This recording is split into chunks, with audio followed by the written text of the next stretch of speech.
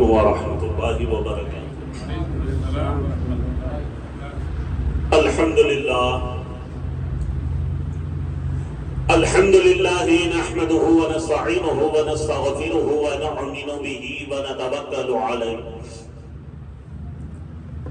ونعوذ باللہ من شرور انفسنا ومن سیئات اعمالنا من يهده الله فلا مضل له ومن يضلله فلا هادي له ونشهد أن لا إله إلا الله وحده لا شريك له ونشهد أن سيدنا وشفيعنا وحبيبنا ونبينا ونظامنا وأشرفنا وطبيب قلوبنا وغياثنا وغوثنا ومغيثنا ومعيننا ومولانا محمد عبده ورسوله صلی اللہ علیہ وآلہ آلہ وآصحابہ وذریاتہ وآہل بیتہ وعلماء امتہ وشہداء محبتہ وأولیاء امتہ اجمعین اما بعد قال اللہ تبارک وتعالی فی القرآن المجید والفرقان الحمید اعوذ باللہ من الشیطان الرجیم بسم اللہ الرحمن الرحیم اہدنا الصراط المستقیم وقال اللہ تبارک وتعالی فی شان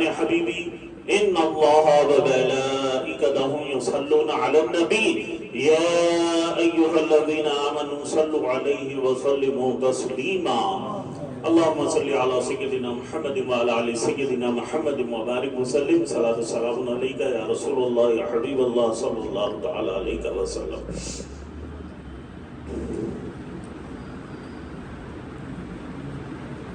ڈیس پر تشریف فرما حضور خطیب العصر حضرت العلامہ مولانا حافظ قاری مظفر حسین بندہ نوازی صاحب قبلہ مقدس اللہ العلی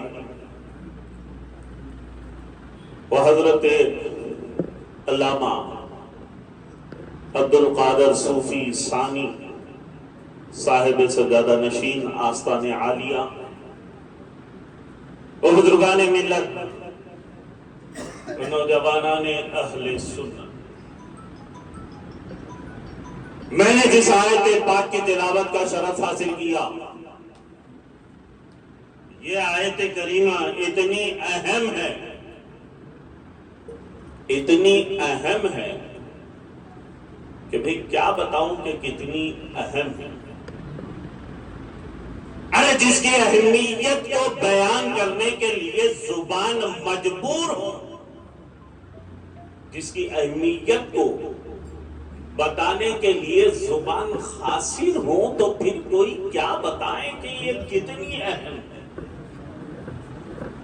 مگر میں اس کو ایک جملے میں یوں عرض کرتا ہوا آگے بڑھ جاؤں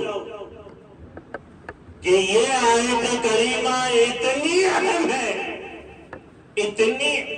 ہے کہ کوئی نمازی ایک رکعت نہیں پڑھ سکتا جب تک اسے نہ پڑھے۔ پوری نماز تو دور، ایک رکعت نہیں پڑھ سکتا جب تک اسے نہ پڑھے۔ وجہ سورہ فاتحہ ہر رکعت میں پڑھنا ضروری ہے نا، توجہ نہیں دی۔ پھر ایک بات کہتا ہوں، فاتحہ پڑھنا ضروری ہے۔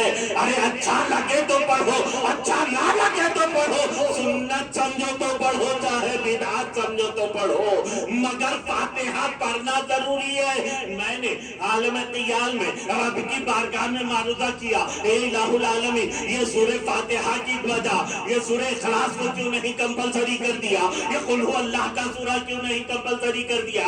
حالانکہ اس میں تیری الہیت کا ذکر ہے، تیری الوہیت کا ذکر ہے، لم یلد ہونے کا ذکر ہے، ولم یولد ہونے کا ذکر ہے، لیکن پھر بھی یہ کمپلسری نہیں، یہ اجازت ہے کہ آپ سورہ فاتحہ کے بعد کوئی بھی ایک سورہ پڑھ لو، بالکل جائز ہے، یا پھر ایک لمبی آیت جس کے 3 حصے کیے جا سکتے ہو پڑھ لو، جائز ہے، لیکن سورہ فاتحہ چھوڑنا جائز نہیں۔ میں نے عرض کیا مولا یہ سورہ فاتحہ کمپلسری کیوں؟ فرمایا ارے میں جانتا تھا کہ میرے بندوں میں کچھ لوگ ایسے بھی آئیں گے جو آگے چل کر کے فاتحے کا انکار کریں گے. ارے سن، جب تو اپنے گھر میں فاتحہ نہیں پڑھے گا، اپنی دکان میں فاتحہ نہیں پڑھے گا، اپنے مکان میں فاتحہ نہیں پڑھے گا، اپنے دارالعلوم میں فاتحہ نہیں پڑھے گا، اپنے اجتماع میں فاتحہ نہیں پڑھے گا، اپنے گھر میں فاتحہ نہیں پڑھے گا. ارے سن، جب تو اپنے گھر میں فاتحہ نہ پڑھے گا، میں تجھ کو تیرے ہی گھر سے اٹھاؤں گا، اپنے گھر بلواؤں گا، وضو کرواؤں گا، فجر میں 4 مرتبہ فاتحہ پڑھواؤں گا، ظہر میں 12 مرتبہ پڑھواؤں گا، عصر میں 8 مرتبہ پڑھواؤں گا، مغرب میں 7 اور عشاء میں 17. ایک جمعرات کی فاتحہ کا انکار کرتا ہے، میں دن میں 48 مرتبہ فاتحہ پڑھواؤں گا. نعرہ تکبیر، نعرہ رسالت. ارے فاتحہ تو وہ بھی پڑھتے ہیں، فاتحہ ہم بھی پڑھتے ہیں، وہ بھی پڑھتے ہیں نمازوں میں، ہم بھی پڑھتے ہیں نمازوں میں. وہ فجر میں پڑھتے ہیں، ہم بھی پڑھتے ہیں. وہ ظہر میں پڑھتے ہیں، ہم بھی پڑھتے ہیں. وہ عصر میں پڑھتے ہیں، ہم بھی پڑھتے ہیں. وہ مغرب عشاء میں پڑھتے ہیں، ہم بھی پڑھتے ہیں. فاتحہ وہ بھی پڑھتے ہیں، فاتحہ ہم بھی پڑھتے ہیں، مگر دونوں کے پڑھنے میں فرق ہے. اور وہ فرق یہ کہ ہم مسرور ہو کر فاتحہ پڑھتے ہیں، وہ مجبور ہو کر فاتحہ پڑھتے ہیں. اہدنا الصراط المستقیم.